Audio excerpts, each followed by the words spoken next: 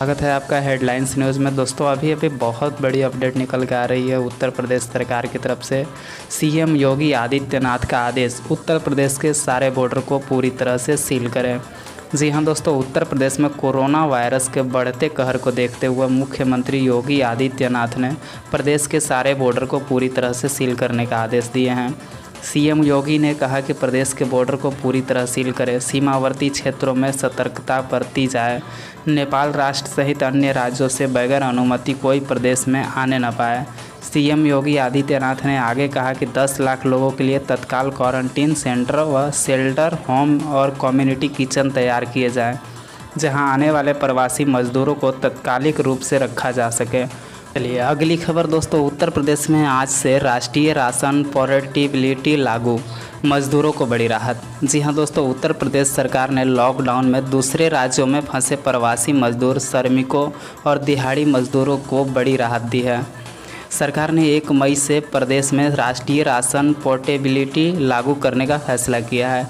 केंद्र सरकार की वन नेशन वन कार्ड योजना के तहत राष्ट्रीय राशन पोर्टेबिलिटी की शुरुआत कल होने के बाद उत्तर प्रदेश का कोई लाभार्थी अन्य राज्य से और अन्य राज्य का कोई भी लाभार्थी उत्तर प्रदेश से राष्ट्रीय खाद्य सुरक्षा के तहत बने किसी भी राशन कार्ड का राशन संख्या मात्र बताकर राशन ले जा सकता है। फिलहाल उत्तर प्रदेश सहित 16 राज्य, आंध्र प्रदेश, गोवा, गुजरात, हरियाणा, झारखंड, केरल, कर्नाटक, मध्य प्रदेश, महाराष्ट्र, राजस्थान, तेलंगाना, त्रिपुरा, बिहार, पंजाब, हिमाचल प्रदेश और केंद्र शासित प्रदेश दादर नगर हवेली के लाभार्थी आपस में राशन पोर्टेबिलिटी का लाभ उठा सकेंगे। चलिए बढ़ते हैं अगली खबर की तरफ। तो दोस्तों, हाईवे पर फंसे मजदूर व ट्रक ड्राइवर को खाना देगा NHAI। भारतीय राष्ट्रीय राजमार्ग प्राधिकरण NHAI लॉकडाउन के दौरान हाईवे पर मजदूरों और ट्रकों के लिए भोजन की व्यवस्था करेगा। सड़क परिवहन और राजमार्ग मंत्रालय ने कोविड-19 के कारण राष्ट्रव्यापी लॉकडाउन के दौरान सड़कों पर ट्रक ड्राइवरों की मदद के लिए सभी फील्ड इकाइयों को यह आदेश दिया है। परियोजना निदेशक ANN गिरी ने बताया कि बड़ी संख्या में ट्रक ड्राइवर टोल प्लाजा से गुजरते हैं और इस दौरान उन्हें भोजन की आवश्यकता पड़ती है। उन्होंने बताया कि जिला प्रशासन और स्थानीय पुलिस के सहयोग से जल्द हाईवे पर भोजन की व्यवस्था की जाए। उन्होंने कहा कि कई स्वयंसेवी संस्थाओं में सहयोग से पहले भी भोजन कराया जाता था, लेकिन फिर टोल प्लाजा को बंद कर दिया गया था। गौरतलब है कि लॉकडाउन के कारण हाईवे पर ढाबे बंद हैं। इससे ट्रक ड्राइवर को खाने पीने में काफ़ी दिक्कत हो रही है। देश के कई टोल प्लाजा पर मजदूर और ट्रक ड्राइवरों के लिए हाईवे पर भोजन की व्यवस्था की जा रही है। बढ़ते हैं अगली खबर की तरफ। दोस्तों, यूपी बोर्ड रिजल्ट 2020, इस डेट से शुरू होगी चेकिंग। रिजल्ट का अलर्ट पाने के लिए यहां कराएं रजिस्ट्रेशन।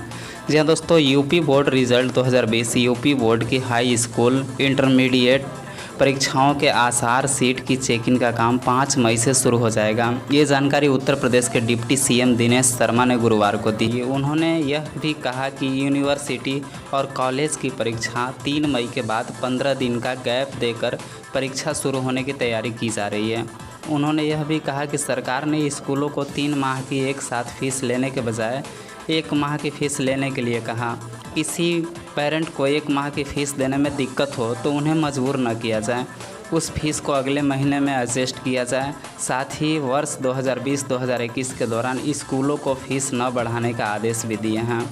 बढ़ते हैं अगली खबर की तरफ। 8वीं पास युवाओं के लिए भारतीय सेना में नौकरी का अवसर, ऑनलाइन करें आवेदन। जी हाँ दोस्तों, अगर आप भारतीय सेना में काम करने में इच्छुक हैं तो आवेदन के लिए आपके पास गोल्ड चांस है। इस बार आर्मी की रैली का आयोजन जम्मू कश्मीर के बांदीपोरा में किया जा रहा है। आवेदन भारतीय सेना की भर्ती वेबसाइट joinindiaarmy.nic.in पर जाके किया जा सकता है। उसके लिए आपके पास योग्यता होनी चाहिए। अलग अलग पोस्ट के अनुसार अलग अलग नोटिफिकेशन जारी किया गया है, तो आप वहां वेबसाइट पर जाके ज़रूर देख लें। ऑनलाइन आवेदन की अंतिम तिथि 11 मई तक है। दोस्तों, इसमें आयु सीमा है 1 अक्टूबर 1997 के बाद और 1 अप्रैल 2003 दोनों तारीख से पहले का होना चाहिए आपका जन्म तिथि।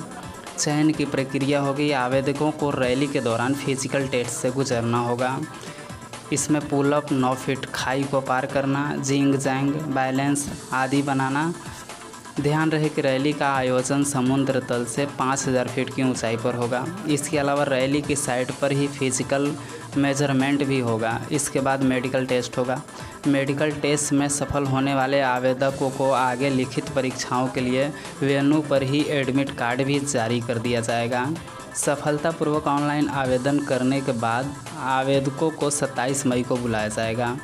ध्यान रहे कि रैली में हिस्सा लेने के लिए ऑनलाइन आवेदन करना ज़रूरी है।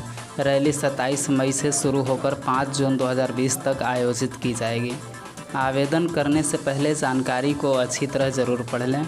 आपके पास अगर आवेदन करने के लिए ज़रूरी दस्तावेज़ नहीं है तो आपकी उम्मीदवार कभी भी रद्द की जा सकती है। चलिए बढ़ते हैं अगली खबर की तरफ। यूपी बीएड फर्जी डिग्री मामला, 17,000 फर्जी शिक्षकों में होगी करोड़ों रुपए की रिकवरी। डॉक्टर भीमराव अंबेडकर विश्वविद्यालय की बीएड फर्जी डिग्री वाले मामले में राज्य सरकार को बड़ी सफलता हाथ लगी है। उच्च न्यायालय ने इस मामले में फर्जी डिग्री के आधार पर शिक्षक बने लोगों को कोई राहत नहीं दी है और सरकार के फैसले का सही बताया है। अंबेडकर विश्वविद्यालय को फर्जी डिग्री के आधार पर सरकारी प्राइमरी स्कूलों के लगभग 1700 शिक्षकों को विभाग बर्खास्त कर चुका है। बर्खास्त के बाद भी ये शिक्षक न्यायालय चले गए। उच्च न्यायालय के फैसले के बाद विभाग न केवल इन फर्जी शिक्षकों से निजात पालेगा बल्कि रिकवरी भी कर सकेगा। अक्टूबर 2017 में बेसिक शिक्षा विभाग ने सभी जिलों को सीडी भेजते हुए उन्हें बर्खास्त करने का आदेश दिए थे। वर्ष 2005 से लेकर वर्ष 2017 तक बेसिक शिक्षा परिषद में 3 लाख से ज़्यादा शिक्षकों की भर्ती हुई थी। बीएड के 4,570 डिग्री फर्जी मिली थी। अंबेडकर विश्वविद्यालय में सत्र 2004-05 में बीएड किए हुए छात्र में 4,517 की डिग्री फर्जी पाई गई थी। तो ये वीडियो दोस्तों यहीं समाप्त होती है। ये सभी हेडलाइंस उत्तर प्रदेश सरकार की तरफ से आज के ताज़ा अपडेट थे।